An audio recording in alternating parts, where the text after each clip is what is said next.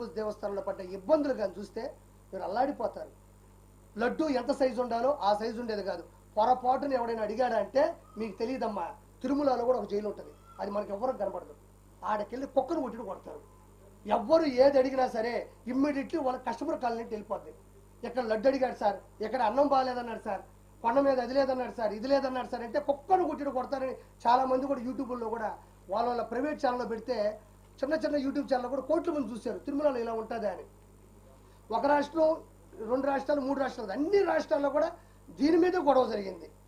ఈరోజు దేవుడి దయ వల్ల వెంకటేశ్వర స్వామి ఆయన కాపాడుకోవడం కోసం కేవలం తిరుమలలో అన్ని విధానాలతో పాటు లడ్డుకు సంబంధించిన విధానాన్ని కూడా ఈరోజు తెలియడం, ఈరోజు కర్ణాటక కానించి, మహారాష్ట్ర కానించి, పూణే కానించి, ఢిల్లీ కానించి, ఆంధ్రప్రదేశ్ కానించి ఎక్కడ పెట్టినా దీని గురించి హిందూ మతస్థులంతా గొడవలు పెట్టుకుంటున్నారు. కేవలం ఏంటంటే ఆయన క్రిస్టియనిజం బతకాలా, 7 కొండల మీద వెంకటేశ్వర స్వామి ఉండకూడదు, ఇదేదో భలే ఉంది, క్రిస్టియనిజం పెంచాలంటే 7 కొండల మీద మన దేవుడిని కూడా ఈ మధ్యన చూస్తున్నారు మీరు. హిందువులు దేవాలయాల్లో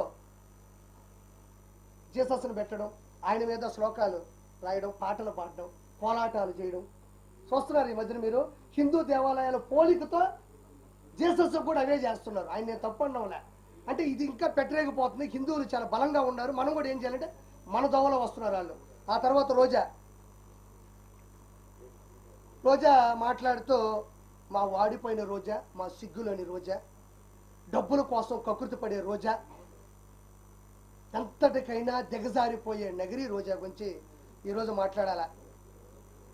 నిజంగా చెప్తా ఉన్నా, ఒక రోజుకి 75 లక్షల రూపాయలు వైవి సుబ్బారెడ్డి, నగిరి రోజా కలిసి షేర్ చేసుకున్నారు. ఇది వాస్తవమైన పాట, మీరు కూడా షాక్ అవుతారు.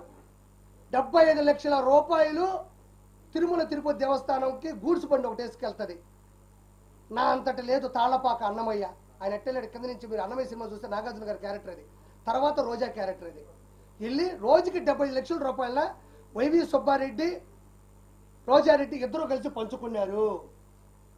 ఆ తర్వాత ఈ మనిషి ఏది పేపర్లో రాసిస్తే అదే చూసి చదవడం అనేది రోజాకి బాగా అవసరం.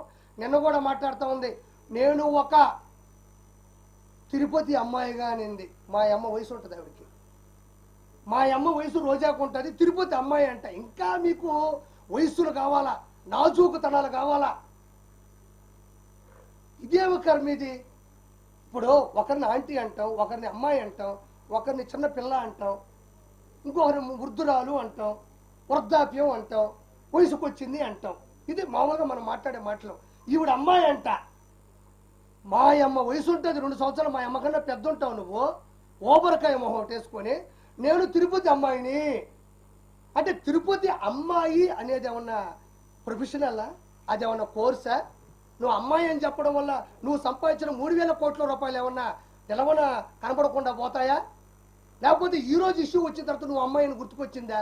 నువ్వు ఏ రోజైనా ఓకే నగిరి రోజా అమ్మాయి నేను ఒప్పుకుంటున్నా, ఏ రోజైనా నీ అమ్మాయి అనే దాంట్లో ఆడతనం జనాలకు అర్థమైందా? నువ్వు ఆడ మనిషిలా ఏ రోజైనా మాట్లాడినావా? ఒక ఆడ మనిషి ఎలా అనుకోగా ఉండాలో, ఎలా నెమ్మదిగా ఉండాలో, ఎంత స్థిరత్వంగా ఉండాలో, ఎంత నిశ్చలతనంతో ఉండాలో రోజా ఏ రోజైనా ఆంధ్రప్రదేశ్ కానీ ఉభయ రాష్ట్రాల్లో నగిరి కావచ్చు, చంద్రగిరి కావచ్చు, ఎక్కడ నిలబడినా కూడా పవన్ కళ్యాణ్ గారిని పట్టుకొని గాడిద. ఒక ఆడపిల్లకు ఉండేటువంటి అనుకువ నువ్వు ఎవరికైనా ఇన్స్పిరేషన్గా ప్రపంచం. నిన్ను నేను తిట్టిన ప్రతిసారి చూస్తా కింద ఒక్క బ్యాడ్ కామెంట్ నా మీద ఉండదు. ఇది నీ బతుకు.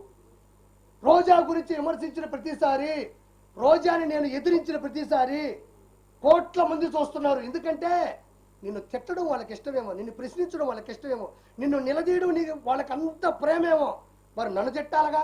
ఏమయ్య ఆర్పి ఆమెను ఎందుకు తిడతావు? మాకు ఇన్స్పిరేషను, గౌరవనీయులు, మా మాజీ మంత్రివర్యులు, ఆ మనిషి మంచిదని ఒక్కరు కూడా చెప్పరు. హైలైట్ ఏంటంటే మీ ఇంట్లో ఉండేవాళ్ళు కూడా కామెంట్ పెట్టరు కింద. అంటే మీ ఇంట్లో వాళ్ళకి నచ్చక ఒక అమ్మాయి అంటున్నావే, ఒక ఆడతనం ఉందా నీకు? అడవితనం ఉంది నీకు. మృగజాతివి నువ్వు, మృగంలో ప్రవర్తిస్తావు. డబ్బులు అకౌంట్లో పడితే అన్నదమ్ములు అక్కడ ఇక్కడ మోసం చేస్తే వచ్చే డబ్బులతో 3,000 కోట్ల నుంచి 5,000 కోట్లు ఈరోజు సంపాదించింది నగిరి రోజా. ఆ డబ్బులు నగిరికి పెట్టుంటే మహానగరం అయి ఉండేది. ఈరోజు ఎందుకు చేసావు ఈ పద్ధతులు? మళ్ళీ నేను ఈరోజు చెప్తున్నా, ఈ మనిషికి అన్నీ తెలుసు. లడ్డులో ఉండేటువంటి కొవ్వు పదార్థాలకు సంబంధించినటువంటి 15% రోజా తీసుకుంది. ఇది వాస్తవం. వాస్తవం కాకపోతే రోజాని డిబేట్కి రమ్మనండి, లేకపోతే నా ముందుకు వచ్చి మాట్లాడమనండి.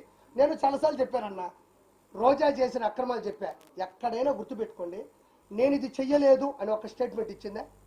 రోజా ఎక్కడైనా నేను 3,000 కోట్లు సంపాదించలేదు, ఇసుక మాఫియా చేయలేదు, ఎర్రచంద్రం శేషాచలం అడవుల్లో ఎర్రచంద్రం కరుణాకర్ రెడ్డి, వైవి సుబ్బారెడ్డి, ధర్మారెడ్డి, జవహర్ రెడ్డి, జగన్మోహన్ రెడ్డి, వీళ్ళందరూ పెద్దిరెడ్డి రామచంద్రారెడ్డి, మిథున్ రెడ్డి, వీళ్ళందరూ పంచుకుంటుంటే అన్నా నాకు 4 చెట్లు అన్నాను. ఇది కానీ నా 4 దిక్కుల్ని మొక్కే దేవుడు ఆయన, 4 దిక్కులకి మొక్కు ఆయన. అలాంటి వ్యక్తి శేషాచలంలో ఎర్రచందనం ప్రకృతి వనం, అది ప్రకృతికి సంబంధించినటువంటి సంపద, అది నాకు సంబంధం లేదని రోజా అల్లా. నేను ఈ లెక్కని చెప్తే 5,000 కోట్లు దాటిపోయింది. ఇప్పుడు నేను చెప్పిన లెక్కనైతే ఎర్రచందనం 5,000 కోట్లు దాటిపోయింది. నేను ఒక మాట మాట్లాడింది,